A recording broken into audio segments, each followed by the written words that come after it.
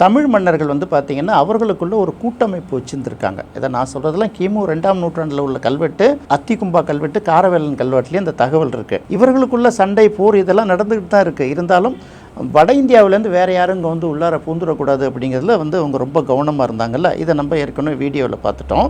மௌரியர்கள் படையெடுத்து வந்தது மாதிரியே கிபி 12ஆம் நூற்றாண்டில் சிங்களர்கள் வந்து தமிழ்நாட்டை வந்து கைப்பற்றுவதற்காக படையெடுத்துட்டு வராங்க.